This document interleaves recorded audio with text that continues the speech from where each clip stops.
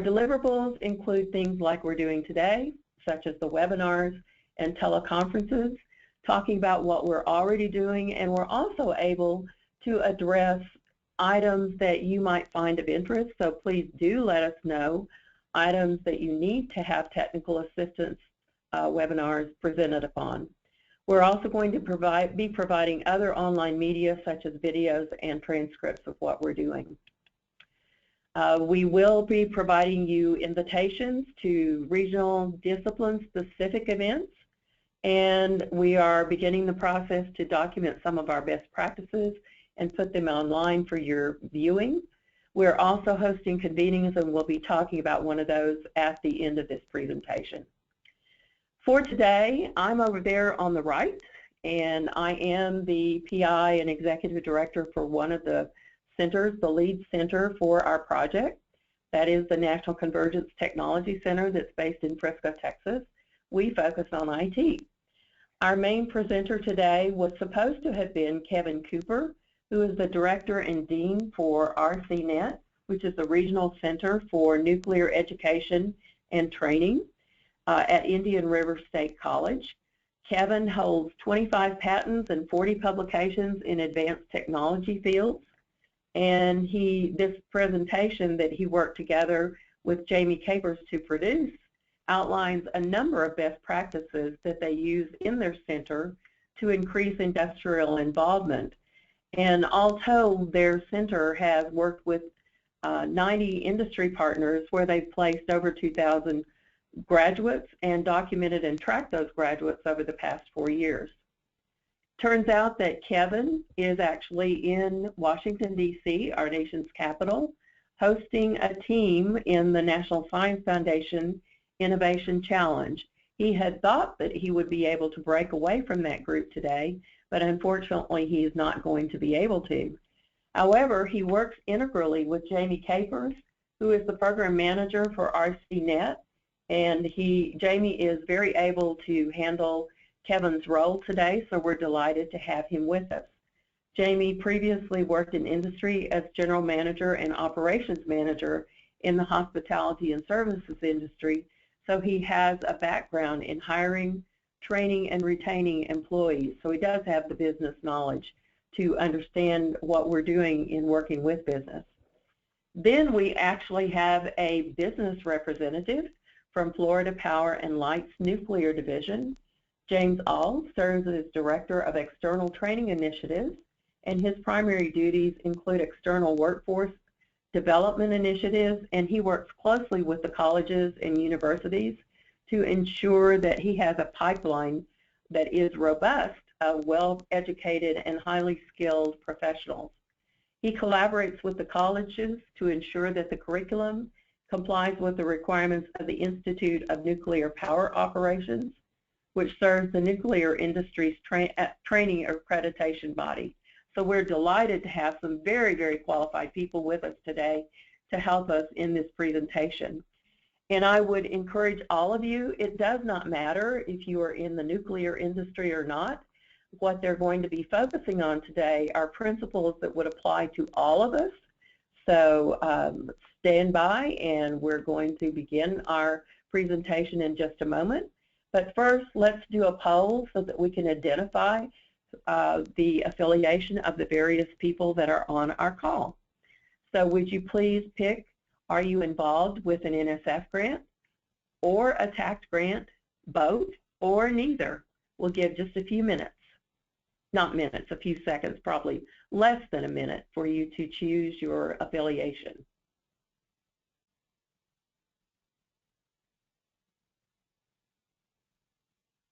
And I'll ask the organizer of the poll to close the poll at the appropriate time and let me know when that is done.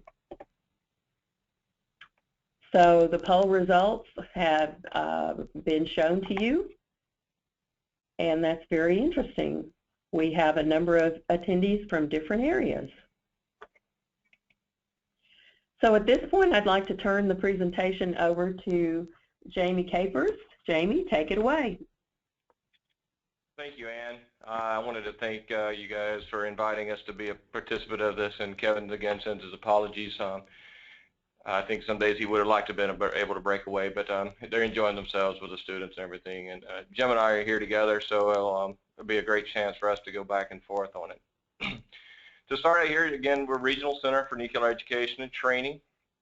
The past 4 years, we have focused on the power generation side of nuclear, but from that expertise and kind of the mission of this webinar today is about engagement. And what we're finding is the engagement in the nuclear aspects is just more than energy. So our expansion process would be into the environmental management, manufacturing, and then the life and plant sciences, as well as maintaining that contacts and presence that we have in the power generation side. So we've used the engagement that we've learned and our subject matter experts that we've become in the nuclear side to help expand and our outreach some in order to increase the breadth and knowledge of our students. Because again, we're here to get students jobs. Next slide, Ann, please. Just a quick outline of my little presentation here. It's going to, again, background of RCNet, some industry success, the truth of what the industry wants, approaches to that industry engagement, and then some lessons learned from that. Next. Again, our mission and goal was to make sure the demand for skilled nuclear technicians is met in a standardized and systematic way.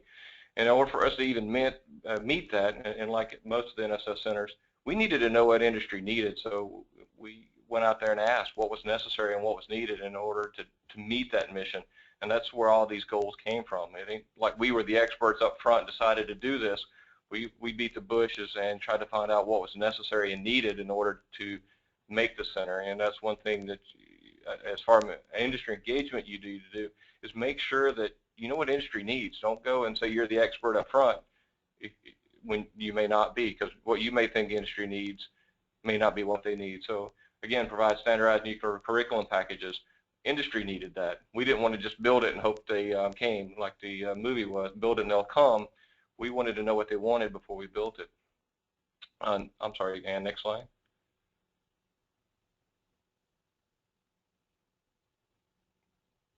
And next slide, I'm sorry. Oh, thank you. And that was the part of the expansion I mentioned early on, was really based on what industry was telling us. Some of the last conferences that we went to was about things missing, and for one of those was ownership was missing from students, and that was loud and clear from all of our last few meetings from a lot of the veteran employees out there, was that the students coming out didn't have ownership and they didn't have the spunk that you need to be successful and really own your field. So we're in the process of now collecting a lot of that ownership material and then try to embed it in the classroom so that these students that are coming out really understand and own their field. I know we're in the nuclear field, but again, that's something we can all do across here. Like Ann mentioned earlier, this isn't about nuclear. This is about finding out what your industry is. Our industry just happens to be nuclear. And then by doing that expansion process, we're also given more job opportunities for the students coming out of there. So you're with the combined fields, you see that there's over 60,000 possibilities of jobs by 2030. Next slide, please.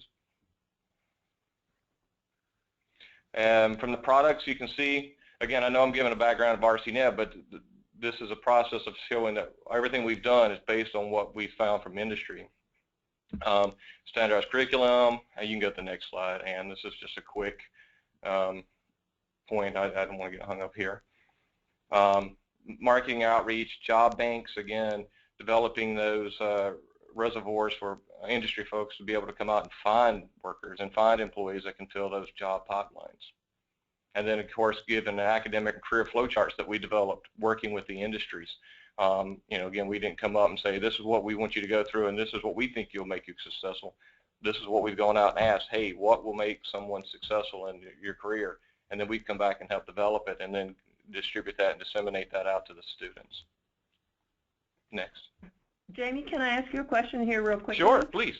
On the job bank, how is that working for you? Are the students going to that job bank readily, and are the employers using the job bank readily?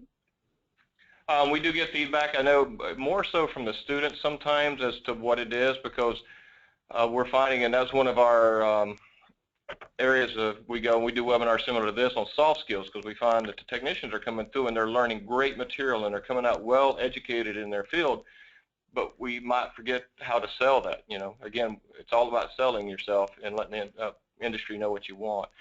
So we do get feedback from partners. Most of the partnership, or from the industry side I should say, oh, that's a tongue twister, sorry, is they're actually calling us, asking us. I know Kevin gets calls weekly and daily pretty much during times of graduations about what's the student looks like. Hey, I'm in this location. Do you have some suggestions? Do you have anybody that stands out? And I know just through that word of mouth, he placed, I think, about 40 of the graduates over the last 2 years. And secondary, I want to say even secondary, tertiary partners, which I was going to talk about a little bit later. So they see it, but then they call and talk with us directly on it. Now, the students, they enjoy it, and I think they feel comfortable with it because it's getting their name out there. And then when you piggyback that with the webinar or the talks that we have on the soft skills, the interview, the resume, and that such, they really tie well together. Jamie, that matches our experience as well. The businesses really do appreciate having the recommendation from the people that have worked with the students. They may start with the job bank, but they do really appreciate the recommendations. So that's interesting. That's why I ask you. Thanks. I'll move on. And from the industry compass point, it's very valuable to us. We appreciate having that access to that tool. I know, when I was getting ready for looking for a job or graduating college, that was one of the first things I did. I just didn't send my resume. I wanted to meet somebody, because I think, and one of the things I'll speak about is FaceTime. Everybody needs some FaceTime. On the partners list here, just a quick synopsis here. We work with over 90 industry partners, so we feel like can you be an expert in anything? I think we're pretty close to it with that number in our particular field. And then we've also got 60 colleges and universities that we work with to help fill that pipeline. Next chart. And some of the statistics here, just in general, is that you can see as when we started the grant in 2010, 2011, how the programs have grown through the years. And one thing I like about this chart is, through the help with the Nuclear Energy Institute, what we looked at is no longer, if you see in 2010 there, very small breakouts in it, but as we've gone through, we want to know too, who's looking for people to hire. So we've actually broke it out into not just nuclear fields, but we try to disseminate that out a little bit more so we can fine tune who's looking for students and where do we need to go and try to make those contacts, because this chart's great on showing how many graduate and get jobs, but when it looks from our side of it, it helps us to find industry and possibility of partnerships to go out, and especially on the ones that maybe don't hire as many, maybe we can work with them and build that partnership a little bit more, secondary or third, tertiary type partnerships to help grow those graduates, so that number of unemployed or couldn't find a job gets smaller and smaller. Next slide.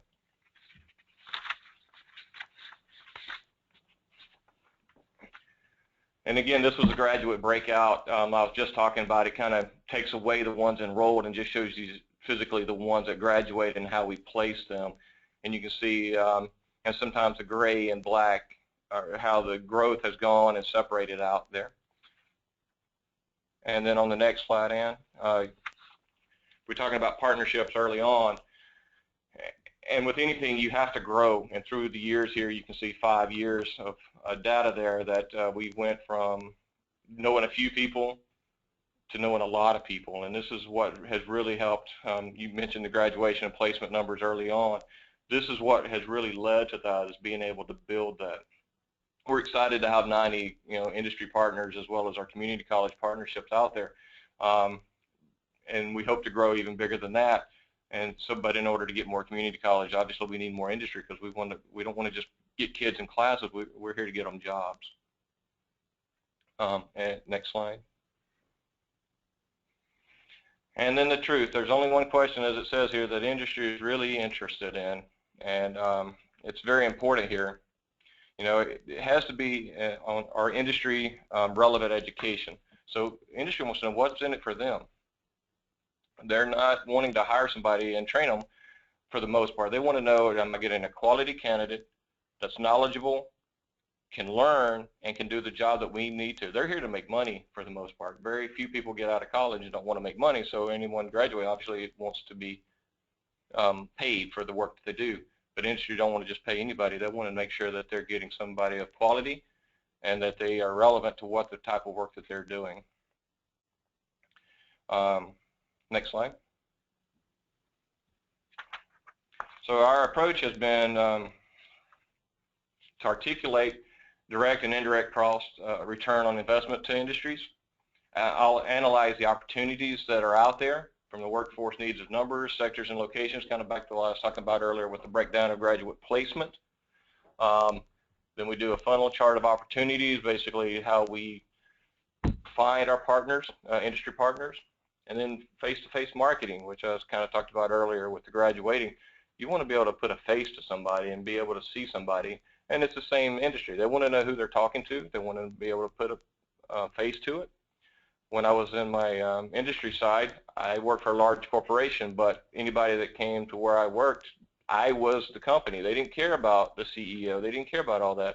They cared about having somebody to be able to talk to that would be able to listen to what they needed and be able to work with them to get what they needed. And that's what we are, you know, how we develop those relationships. We want to make sure we are available to anybody, and we are the face, and we're not just going to send an email or any of that. We're out there. We're talking to you, which has led to us going to a lot of, let's say, non-conventional sort of conventions maybe to get some industry partners. We have found that, you know, our technicians aren't just going, the nuclear energy can't hire all of them, so we want to find them places. So we've gone outside of the nuclear convention sometimes to help try to get them graduates placed. You have to develop a belief system and with your industry too. They got to be able to believe you and not think you're just full of hot air. You know, if you're going to tell your partners you're going to do something, then you need to be able to really show them that you can do it, and that's part of the whole introduction. You have to investigate the new avenues, as I was talking about. You also have to be able to reinvent yourself. You have to be very flexible. Industry's flexible. They change every day. So from an educational standpoint, we can't just sit back and say, well, we've done it this way forever. We're going to continue this way. From a center or a project, anybody working in the industry has to be flexible and be able to know what they want. Because a company can change directions tomorrow, and in light of that, we've got to be able to change our educational process to be able to meet that demand. And then again, make sure you're making contact with them, doing follow-ups. You don't want to just sign them up, they graduate, and they hire it out of the first class, and you expect it next year, but you don't go back and say, oh yeah, don't forget about us, we got another class coming up. You really want to go back out there and make sure you're keeping your contacts. I think Jim could probably attest to that. I know he and Kevin have worked very closely over the years and have stayed in constant contact throughout needs, and Jim knows that he's been able to call Kevin and ask for some help, and Kevin has made sure he's gone out of his way to do that, as well as RCNet. And it presents the opportunity to sort of ramp up and ramp down based on needs. That's why the relationships are so important. You know, looking at the relationship in particular that we have with this school, based on supply and demand, we're able to make quick check and adjust. And the nice thing about working with RCNet, they're able to fill in some of the blanks, having this vast amount of curriculum and banks for us to access and all of that stuff. And I'll talk a bit more about all that when the torch is passed my direction. Next slide, please, Ann. Discussing the direct and indirect cost, business really wants to know what's in it for them, and when it comes to dollars and cents, this has always been a great tool for me. Is a new hire is always more expensive than being able to retain somebody. Even in my former jobs, every new employee, just the training alone, was a couple $1,000s. So if you had a high 100% turnover, well, you're basically throwing money down the drain because you're constantly just redoing everything.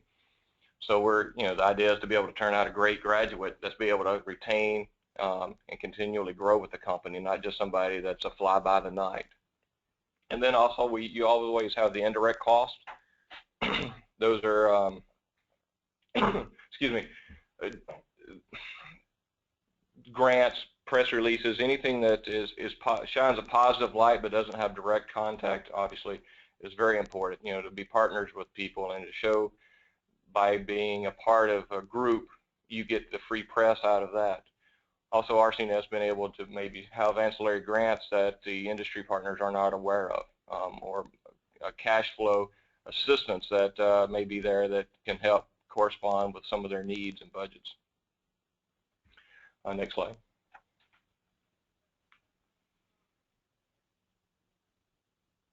As this goes, talking about the analyzing, going back to the number 2 on that slide, you want to analyze your job openings and opportunities. Well, you need to know what's going to happen. Working with industry helps you with that. You know if somebody's getting ready to ramp up, if there's a new plant opening, maybe there's going to be a shutdown and we need to help try to relocate our assets. So in order to really be able to do this, and like Jim was saying earlier, be able to ramp up or ramp down, if you're not a partner with your industry, you're going to miss the boat. You may have 100 graduates come out and they only need 5, or you may have 5 coming out and they need 100. But because you weren't involved, you weren't doing the FaceTime, or you weren't out there talking with your partner, you missed the boat on it, and they may be looking somewhere else. One of the conferences I just came back from, that was the case, that they felt their partner or college was not really listening to what they needed, and they were struggling to get students into the door. So again, it goes back to that particular partner was a rotating door of employees. So, you know, again, it's having a consistent person and a consistent site with your partners. Next slide. I think I answered the questions that's about to pop up there, the where and the whens, and that goes back to, again, knowing your partner and having that constant contact with them. And just to reiterate, you have to have programs that are flexible and be able to communicate that with your partners. I know here at Indian River, we work closely with FPL to make sure the classroom sizes are able to meet their demands, and we have meetings in order to anticipate that need, and not just to fluff it or anything like that. We really want to make sure we're meeting their needs, or they're our partner, so we want to make sure of that, and a quick response to that change. Next slide.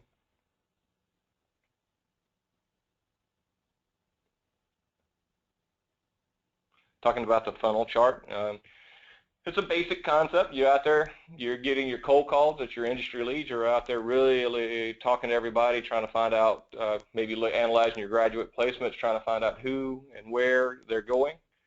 Then you go through that list and you say, well, out of that, based on our needs and our businesses, these are our potential prospects out of that, because you're not going to get all 300. Love to have that many, but whatever pool you go through, you're not going to get everybody.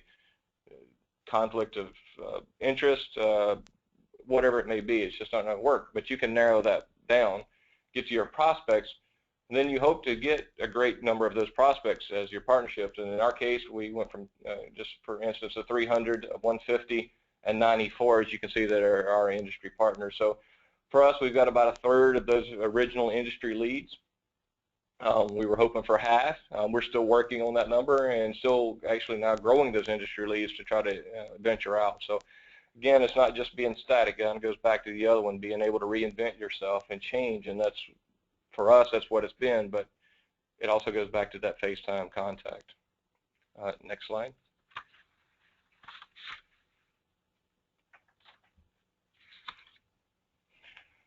And here's where the rubber meets the road, as they say. It's all about face-to-face. If you're not out there talking to somebody, constantly trying to make point of contacts, develop the relationships, because if you don't have that relationship, you're cold calling and you're going to say, well, I can help you in this way. Well, what you may be able to help them in isn't what they needed, because you never were able to have that time to sit down and discuss, have a conversation about what's their needs, ask them the questions.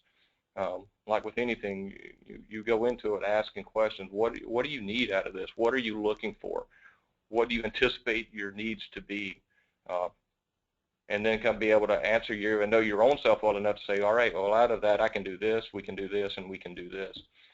So I just think this is a great slide, because it's pretty self-explanatory in that sense. You can't forget about them, and that's what you're really wanting to do. Kind of back when I was the face of the company, they wanted to know that we didn't forget about them. I had some repeat customers that I had known for 7, 8 years, and that was the one thing they knew when I came there, or when they came there, they knew they were going to be able to have a contact with me, and we were going to be able to make it happen for them. They trusted me, and that's all about the face-to-face. You build that trust. Next slide. And then, like I said, follow-up.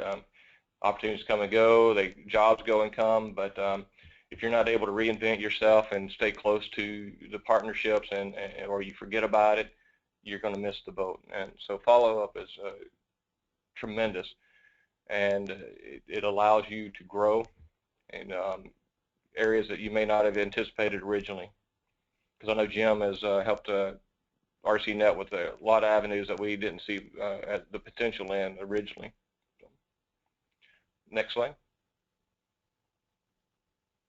And this is a quote that I read, and I've heard Kevin say it a couple of times, is you should always try and put yourself out of business, because if your company or your competition is, meaning if you're not changing and you're not adapting, somebody's going to put you out of business. So if you don't take that mindset early on and say, rather than somebody else put me out of business, I'm going to think like they do and try to stay ahead of them, you'll lose. And your partners want to know that. They want to know that you're flexible, kind of going back to reiterate, you're flexible, you're adaptable, and you're willing to listen to them and put them in the front of the mind of everybody. Next. I think at this point I'm going to ask if there's any questions when I said, I know, Ann, you stepped in earlier, if there's anything out there. There are. I have All a right. few. I would like to know how you go about getting labor market demand from the partners. The 65,000 jobs is impressive. You have a lot of colleges involved with you, and then the horizon you're looking at is out to 2030. So how do you know how those jobs fit in over that time horizon so that people know, or that colleges know, how to basically gauge their programs and their hiring for professors, et cetera? For us, a lot of the research, we actually don't compile it just by ourselves. We do some of that at a lot of the different conferences we go to. For instance, we were on at the Conference on Nuclear Training and Education this past February with American Nuclear Society. We ran a survey with the participating 40 or so community colleges in the rooms with us to get projections and anticipations for their upcoming classes. We work with the Nuclear Energy Institute as well, because they're obviously running surveys, so we don't want to duplicate as well to see where their numbers are. And then we look at the Bureau of Labor and Statistics as well. So we have a kind of a trifold area there. And then we discuss with our partner industry side too, hey, what are your outlooks for it? So we really have 4 avenues that we're pulling from, and then once we do that, we're able to compile and kind of anticipate. You know, again, 2030 is a long way out. Could something happen? Could political change in the nuclear field come about? Sure, that could definitely change that with anything. But, you know, again, that's just based on the projections of those areas that we've been able to look into and discuss. And then with our potential expansion, that number includes the potential of the expansion in those other areas. And we had already demarked our leads in those particular fields, and they had a lot of that information, so we were able to add it to what we already had. Okay. And maybe this is for you, maybe it's for Jim. Does Florida Power and Light prefer, this is kind of a loaded question, prefer your college graduates in their advertisements? Oh, absolutely. In other words, okay. Yeah, I can run with that. Absolutely, and I'll explain how our program launched when, you know, the slides flip over to me, so I don't want to get too far ahead of myself. But absolutely, we have a very close relationship with the school. And sort of the piggyback on the previous question, RCNet collaborates with the Nuclear Energy Institute and the Institute of Nuclear Power Operations, and all of those entities collaborate with something called the Nuclear Uniform Curriculum Program. So we're sharing all this knowledge in terms of surveys and growth and all that. One of the drivers that caused these entities to become into being in the first place was the harsh reality that 50% of the nuclear workforce was or is eligible to retire over the next 5 years. So just to keep up with that demand, it became critical for us to start collaborating with colleges and so forth. Not just my company, but all of the fleets out there that produce nuclear power. And it's not just nuclear also. The energy sector as a whole has an aging workforce. And that's one of the advantages of working with a nuclear program like this. If it meets the exacting standards of nuclear, by default, it's going to meet other industry or other power sectors as well. Electricity is electricity, the difference being how the water is heated to generate the steam. In a nuclear power plant, it's from fission. In solar, it's from heating the water or photovoltaic. I won't go into a frolicking detour on all that, but so I'm probably drifting from your question. Okay, let's go ahead. And I would say the nuclear industry is one thing about us is, and I guess we're lucky in a sense, it's highly regulated. So everything is crossed 2 or 3 times. So I know a lot of other industries aren't as knowledgeable about their current workforce or the certain standards, but there's so many different oversight committees and standards within the nuclear industry. It really affords us to be able to look out beyond the horizon sometimes. Great. Well, let's move on then. Let's turn it over to James. James, would you take off at this point? Sure. Thank you very much, everyone. It's a real pleasure to be here. I have to give a little bit of background about myself, and I'll explain why.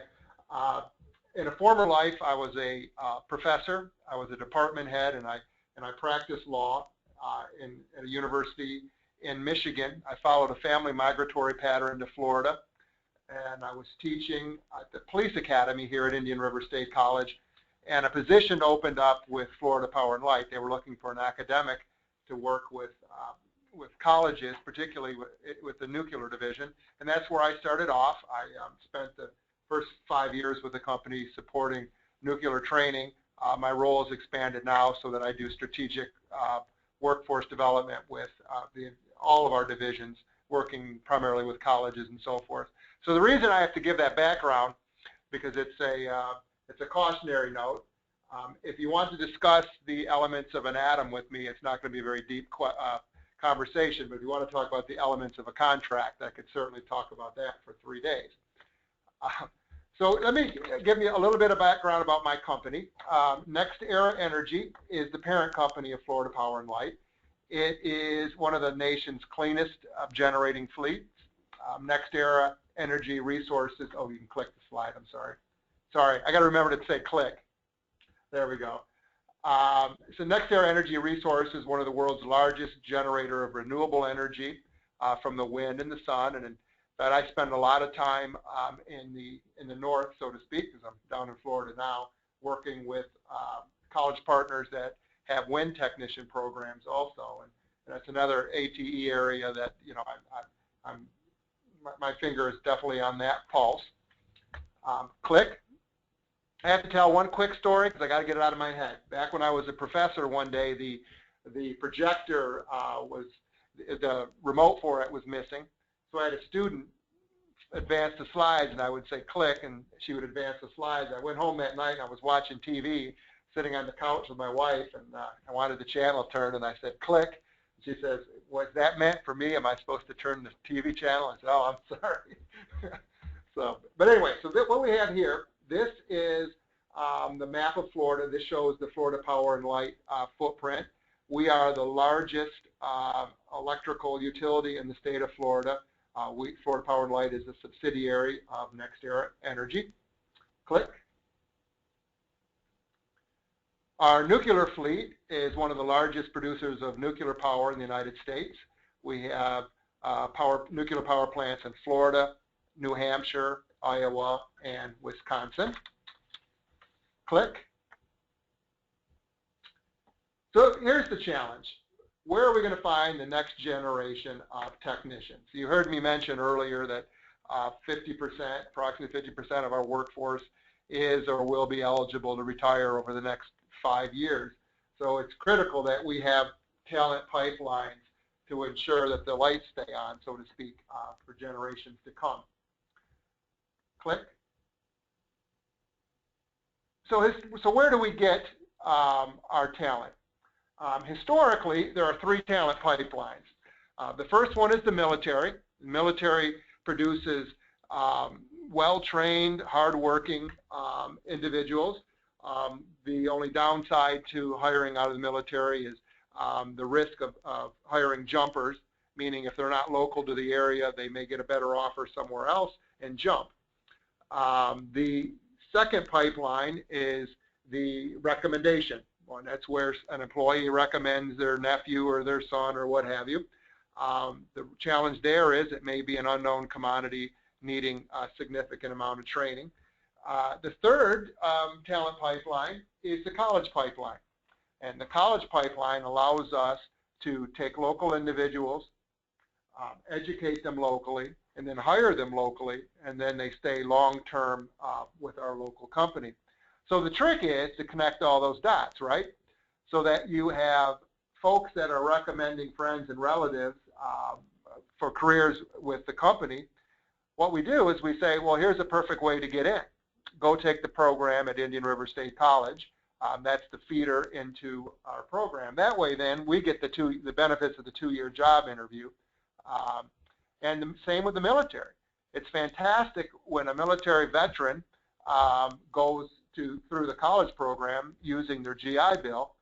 That's a perfect candidate for us because they present with military background and the college degree in power plant technology. Click. All right, so I want to give some background of how this program came about with our company and with Indian River State College, and then later down the road how RCNet became involved. Back in 2005, our nuclear division looked out at the horizon of our nuclear workforce and saw a lot of gray hair staring back at us. We hadn't had an apprenticeship in a long time. So we put together a proposal to reconstitute our apprenticeship program. And we presented it to our chief nuclear officer. Chief nuclear officer is the president of that division.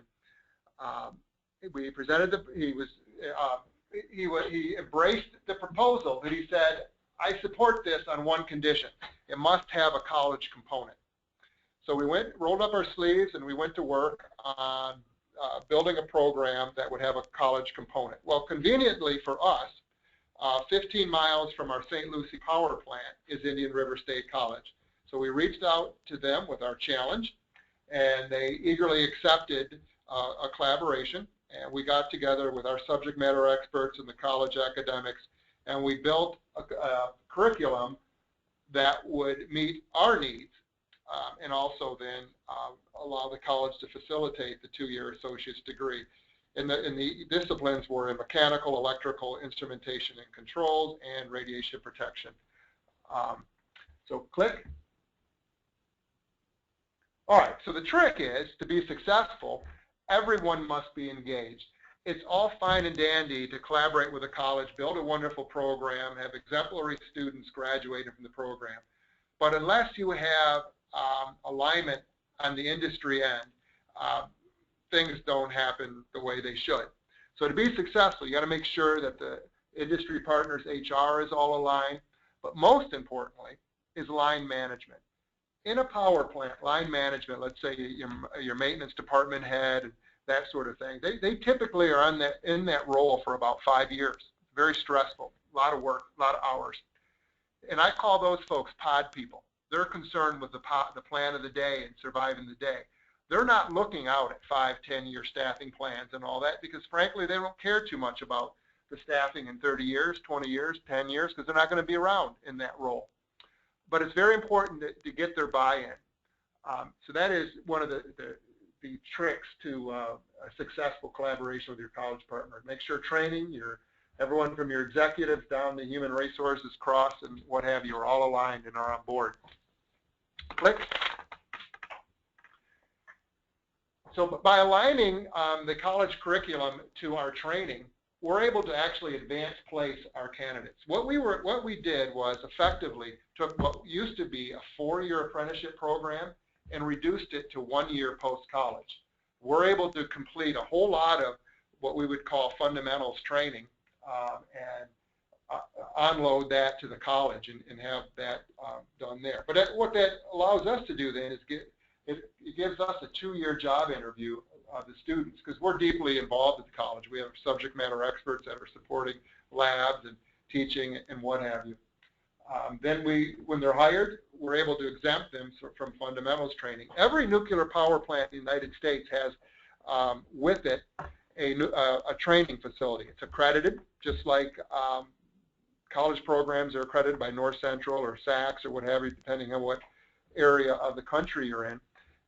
In nuclear, we're accredited by INPO, the Institute of Nuclear Power Operations. It does exactly what SACS does. It reviews training programs or college programs to make sure that they're meeting expectation.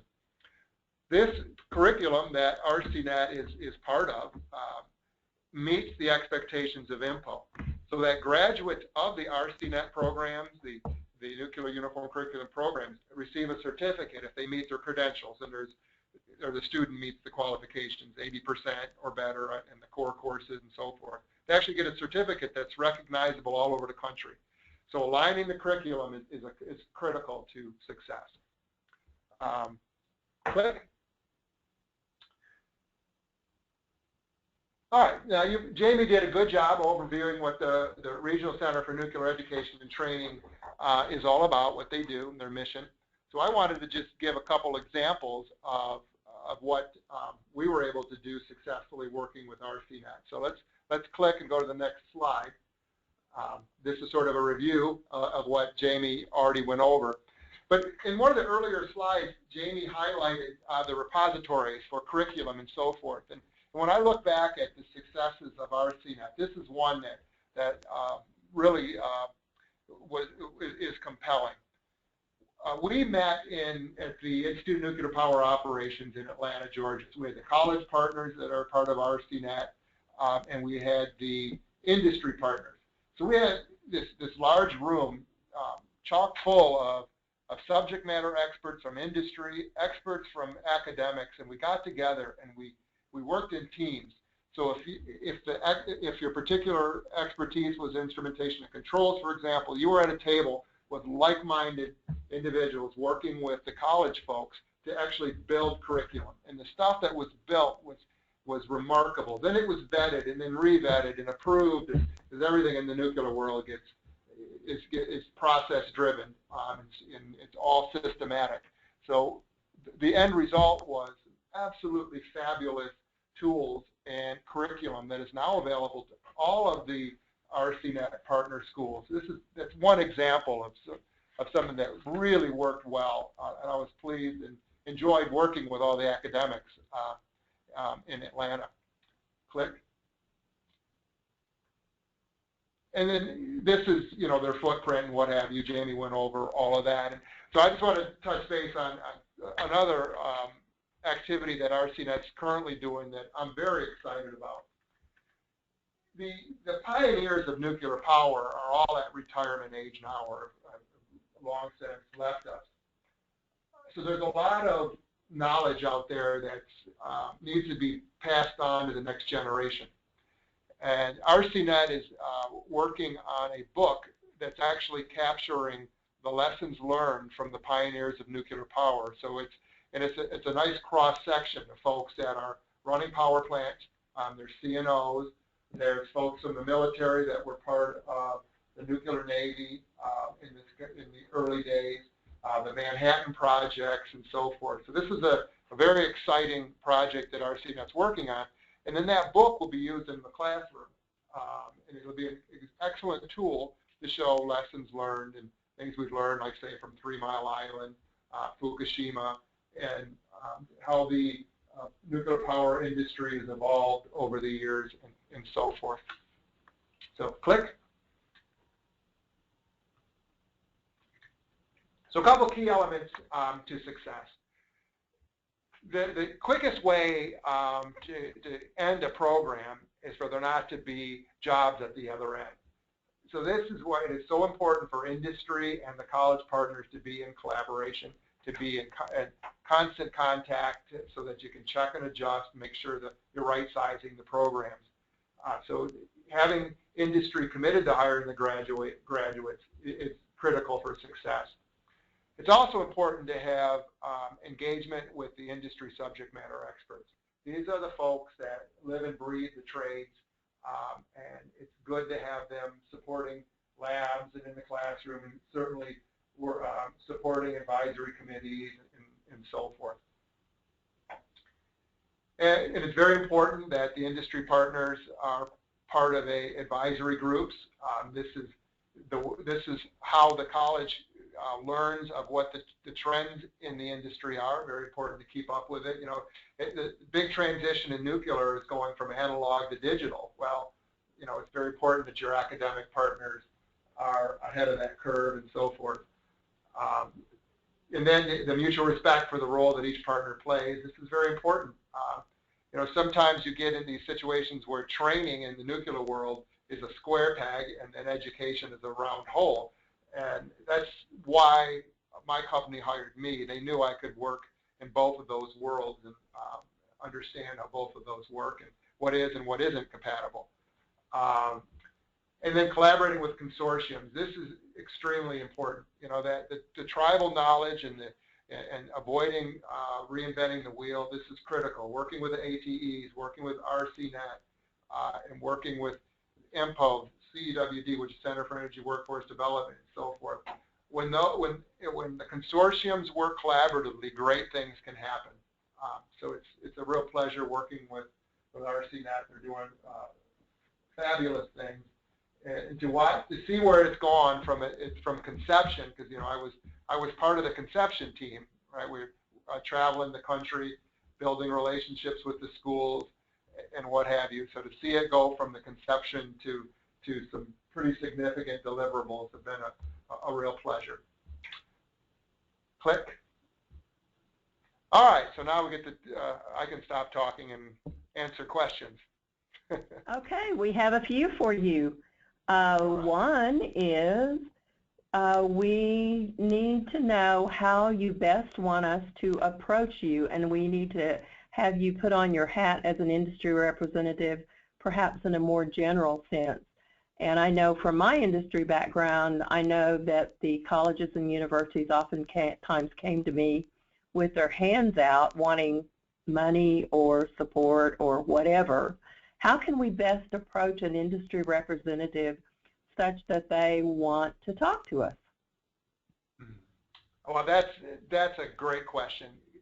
You've got to find the champion in the company that is willing to work with you.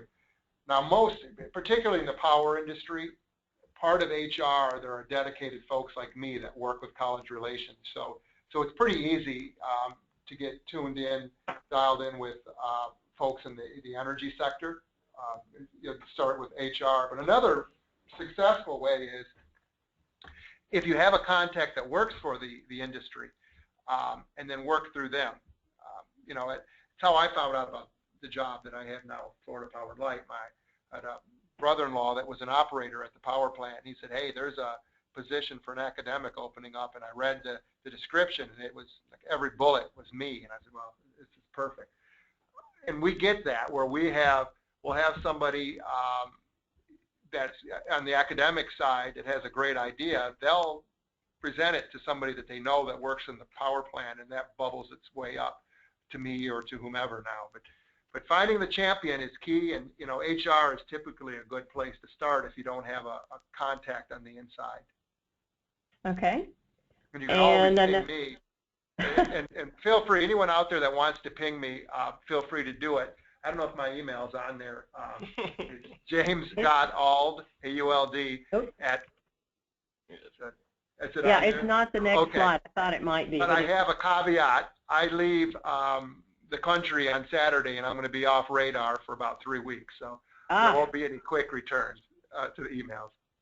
Okay. Well, your email is actually in the slide deck that will be provided when they get the recording.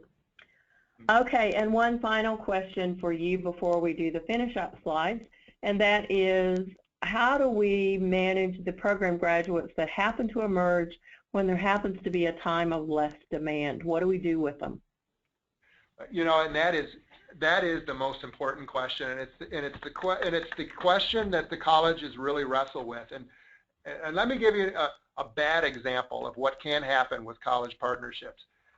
Back when I started working with the nuclear division, it was all about the nuclear renaissance, and we had these huge demands for talent. We were going to be putting up 10 new nuclear power plants in the country. We're going to need this robust pipeline. But we knew if every college out there launched a nuclear power plant, we would never have enough demand to meet that type of supply. So working with RCNet, we're able to right-size programs. Now, it's self-policing though, right? We can't force a college not to try to graduate 100 radiation protections in a year. And that we have an example of that. There was a school in a state that shall remain nameless, and the school will remain nameless, that actually pushed through in 1 year 100 radiation protection technicians. Well, you combine that with the 23 other schools that are producing radiation protection technicians, industry couldn't absorb that. So it's all about right-sizing it. And if you remain collaborative with industry and the college partner, you can check and adjust. And let me give you an example of, we did such an exemplary job with this program. We did a good job filling the shelves at our 2 nuclear power plants in Florida. But we were able to check and adjust, because just as we were filling demand in our nuclear sector, we were able then to look to our fossil side of the house, our solar, our wind, and so forth. And guess what? They're hiring robustly now. So we're able to check and adjust. But another thing that the school can do to be flexible in those lean times, instead of launching a cohort every year, you have the opportunity to just run a pure cohort. So you start and finish. So you start on 1 year, and 2 years later you graduate. Working closely and collaboratively with the industry partner, you can make wise choices. But these are transferable skills also. An instrumentation and controls technician that is qualified to go to work at a nuclear power plant can also work at, and I'll give a Florida example, at orange juice processing plant or what have you. Instrumentation and controls are controls. It's all the same technology. For RCNet, and that kind of goes back to what I was saying earlier too, this is Jamie, sorry, is having those secondary and tertiary partnerships. Like Jim was saying, you're going to have an oversupply, but to the point is you want a program at a college to be able to continue and sustain, but you want to also have the students to graduate or to get a job, I should say. So we were able to go out and help alleviate that on a few of the colleges. We were able to make suppliers, for instance, that were supplying the nuclear industry, they were actually taking on some. So that was going back to beating the bushes, looking at those prospects and say, all right, where else can we get some of these guys hired so we can maintain the programs, sustain them, and make them viable for the future. So kind of with what Jim was saying, you really just got to be out there and be able to find a place for them and know what you have first, so that you can really sell it to a different, not your primary target. And there's an area that I didn't touch on, but it's a critical area, and it's diversity. Working with consortium, RCNet, they're able to do what we're not able to do because for lack of bandwidth, and that's promote the opportunities that exist in the energy sector. We are committed to diversity, and working with RCNet, it gets the message out far better than we can, because this is what they do. So you're only as diverse as your talent pipeline. So that's another area that's very important. Well, Jamie and James, I thank you very, very much. I think you've given us some very good ideas and tips that apply not only to the nuclear energy area, but also across the board on how we would work with industry partners. Before we move on, let me put in some plugs for some of our webinars that are coming up. And you will get a reference to these slides for everyone that's still in attendance. We do have on August 20th an effective outreach and recruitment event. We're going to talk about special populations, and I know that we're specifically going to focus on females women. That female seems weird to me for some reason. Anyway, and veterans, and it will be shared at that particular session. And then we have 2 sessions on September 24th and then again on October 15th on using the web effectively, designing your web approach, your web strategies so that they are most effective. And then we're going to have a session on November 19th talking about how to attract programs, attract students into your programs using a bridge program, perhaps attracting students that might not normally immediately place into your program and how you would get them through. We have some examples that have been very successful. So we hope you'll join for that. And we also will still tell you about our high-tech conference. This is a National Science Foundation Center sponsored event in Portland, Oregon, beautiful Portland, Oregon, coming up July 27th through the 30th. We would invite you to come to that. Here is the website. It's www.highimpact-tech.org. And there's something very special for DOL tax grantees. That is, in fact, a special convening that is on Friday morning after that conference. It is free, and it is technical assistance specifically for tax grantees.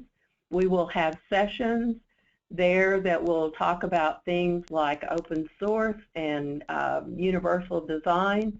We'll also talk about participant tracking from start to finish all the way through employment tracking. We'll have sessions on working with businesses. We'll also have all sorts of tables set up that will be in terms of Ask Me About X, where X might be something about advanced manufacturing or perhaps something about IT. There's a lot of resources that will be available to you, and I highly encourage you to sign up. So there is the link for that as well. And here are the links that we have for the email addresses.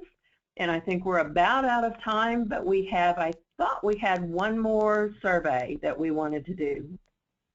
Correct? And that will come up as people exit the webinar, or come up for them automatically.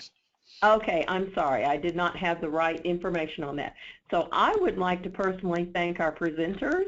Thank you, Jamie. Thank you, James. I think you did a fabulous job. And thank all the attendees for coming to the webinar today. I learned a lot, and I hope you did too. And we'd like to invite you back to webinars in the future. Have a great afternoon. Thank you very much. Thanks, everybody.